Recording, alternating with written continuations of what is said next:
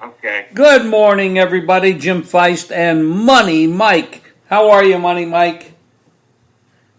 Oh, I'm doing just fine, Jim. Another winning week. We like to hit those books. We got to hit those sports books here in Vegas. I believe I had a 4-2 week. I lost with Seattle, even though they come back and win by one, which helped me complete my 5-team teaser. But I lost with them in Tampa Bay. A bad performance last Thursday night in Chicago. They played, Bruce Arians. I didn't like some of his calls in that game, and they just couldn't get over the hump. The Bears, the defense is decent, but they could hardly move the ball. They have no running game, but so we lose with Tampa and Seattle, but we have good wins with Pittsburgh. Carolina has a dog. Miami has a dog. Cleveland has a dog. So, that's a good day. The 5-team teaser was strong. Seattle, Saints, Carolina, Cleveland, and Pittsburgh. So it was another rocking weekend for me, Big Jim. How about yourself? Well, you had to be on the edge of your seat with Seattle. I mean, they trailed the whole game and came back in the last 2 seconds to win that game.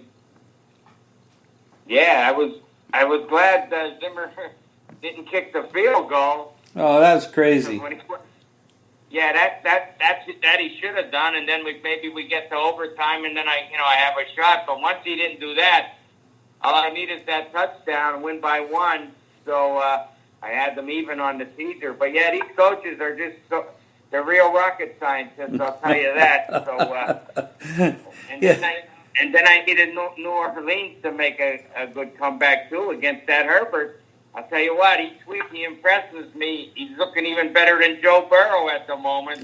Yeah. He has weapons. He has weapons, the Chargers. The Bengals have no weapons.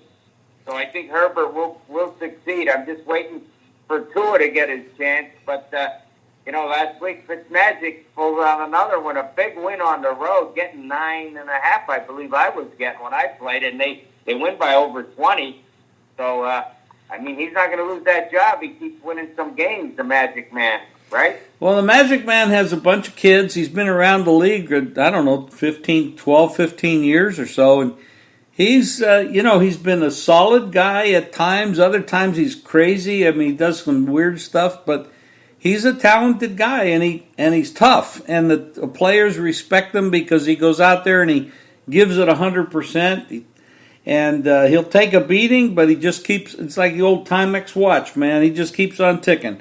And they respect that. And you got some interesting things going on this week. You got Atlanta has some COVID problems. We just heard that OBJ for Cleveland got sent home because he's sick, and he's going to test, and they're going to find out whether he has COVID or not.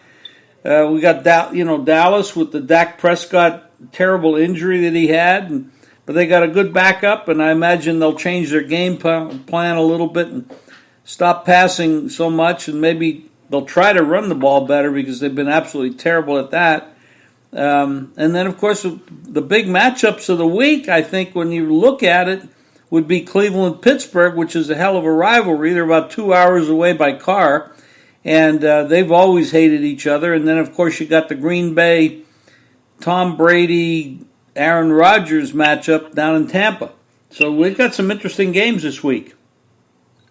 Yeah, I agree with you, Jim. And also, throw in the Kansas City Buffalo. That should be another good game to watch. I'm gonna be playing all three games, all those big games this week. I'm gonna get it. I'm gonna be involved in some of these games, as they say in Vegas. Be involved a little. Some weeks I stay away from those high octane kind of big matchup games with the Ghosts, the Posts. They're all playing this weekend. So, but I have reason to believe I have a few good winners in those games, Jim.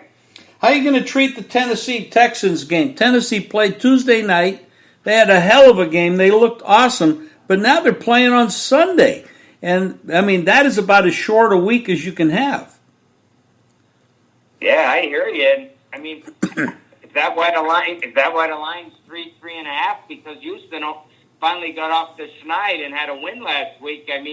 That line's telling me to take Houston. But I'll tell you what, I know that a lot of people didn't think Tennessee would still be good this year. They just thought maybe that run last year that Tannehill and Henry had and whatever maybe was the magic carpets. But I didn't think so, and they're not letting me down, even though I haven't been playing them. But for them to be only 3.5 tells me Houston would be a lean. It's not a play, but I would lean with Houston. Tennessee's got to be a little tired on this. This is a real short week, Tuesday to Sunday. Yeah, and the team they beat up on, Buffalo, who absolutely was embarrassed on national TV, they're going to play on Monday night against Kansas City, who got smoked by the Raiders. So there's a lot of dynamics going on here. Yeah, well, this is when we have to use our 50 years of knowledge, buddy, and see if we're on the right side. I mean, I'm gonna play Kansas City. I already did -3.5. I don't see them losing 2 in a row, but I could see Buffalo, because with Allen, you're getting good and bad, and it's a short week, Tuesday to Monday. I know their defense is good, but sometimes he regresses a little bit, and they're still in good shape in that division. The Patriots are only 2-2. Which they should get by Denver, I would say, to go 3-2 if Cam Newton plays, which all indications are that it's a maybe. So, but I'm going to lay to 3.5 Monday afternoon with Kansas City up there in Buffalo. The weather shouldn't be a factor in October. It's not snowing yet in crazy Buffalo. Yeah, they can get some weather there, but I don't see that happening yet.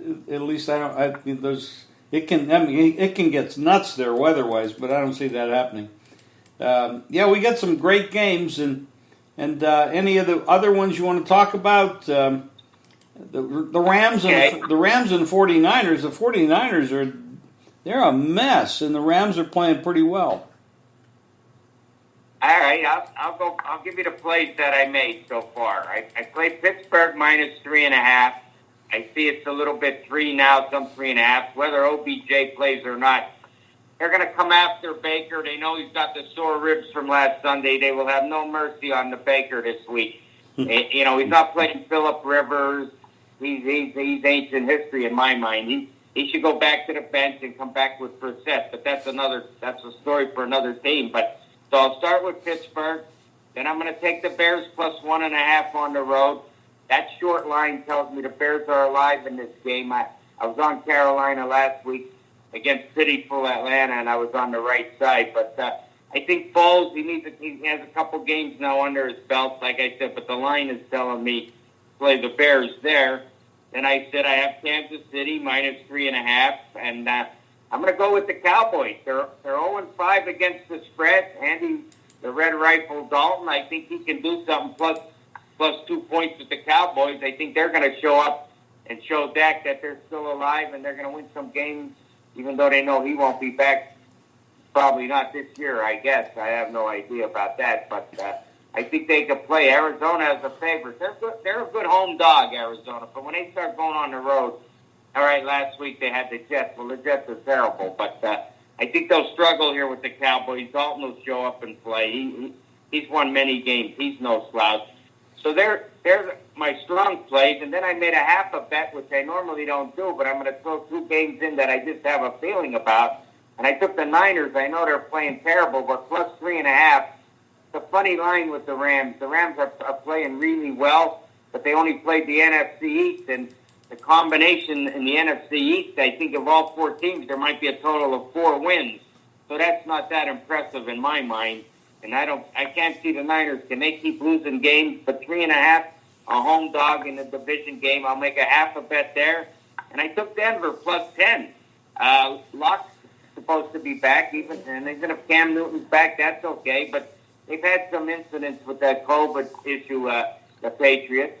And 10's a big number, coming off. Denver hasn't played in about 2 or 3 weeks, or 2 weeks maybe. So I'm looking for them to play a strong game, but they're 2 half bets for me, Denver and the Niners.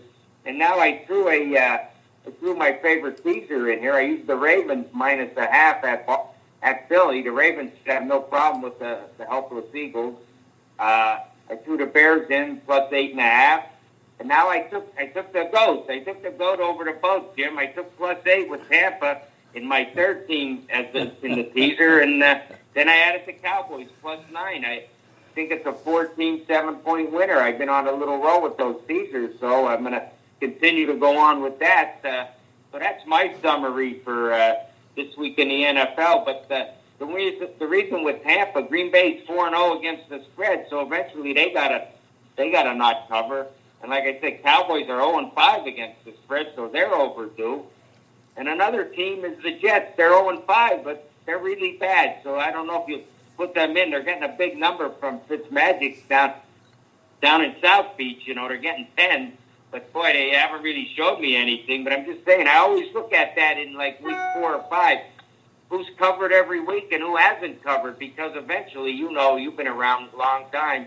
Eventually, even the bad teams cover the spread 5 out of 16 weeks. Am I right? Well, you're right about that. I mean, the bookmakers are going to they keep putting weight on the favorites, so the dogs will come. It's kind of like horse racing. You know, you put a handicap on the horse. It's eventually they're going to turn around a little bit, but you know, I'm not looking for some of these teams to. Who the hell knows what these guys? I mean, Adam Gase is such a bad coach. They just released Le'Veon Bell. They got quarterback issues. I mean, Gase was Tannehill's coach down in Miami, and Tannehill couldn't play. He goes up there with Vrabel, and Gase is ruining Darnold. He ruined Tannehill. I mean, you got some of these bad coaches. Well, they got rid of Dan Quinn, which I think was overdue. A couple of weeks ago, they got rid of Bill O'Brien. That was overdue. Now it's time for Gase, and then we have to move down the line to Detroit and probably get rid of that coach up there too.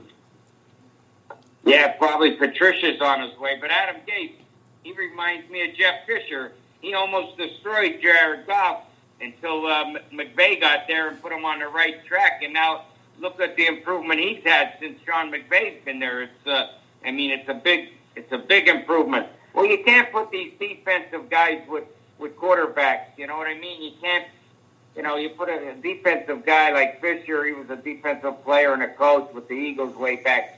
And you're going to have him, you know, try to have a good quarterback and make them something. You got to have Andy Reid. You got to have Sean Payton. You got to have McVay. You got to have guys with offensive mentality that know how to stretch the field, how to play that aggressive game of passing the ball and moving it down the field. Some of these guys just, they get stuck in their old ways, and those old ways are gone. It's 2020 now. It's the time of the offense to me, Jim.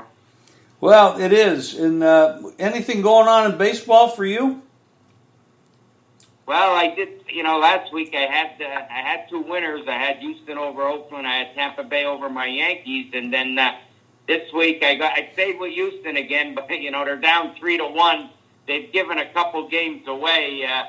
I don't. Can they win 3 in a row now? They won last night. It's only happened one time when Boston came back and beat the Yankees in 2004. So, but that's my only play. I know you're rooting for Tampa, and I probably pretty sure you're on Atlanta also.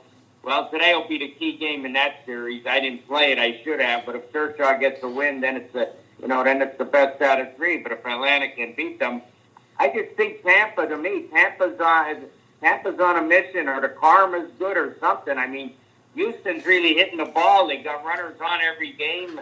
Altuve's had a couple bad games in the field, but every time he's up at bat, he's hit home run, double. So, their lineup is strong enough, in my mind, to win 3 in a row against this team, even though, Tampa, the pitching, the defense, they're awful strong.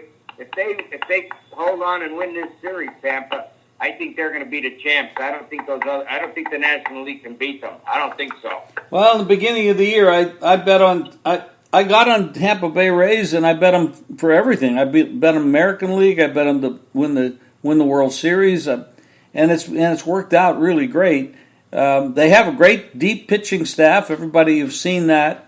Houston, of course, is these guys are talented. They've been there. They lost Cole and Verlander, but they're still hanging around, and they got a lot of talent on that team. They're a dangerous team.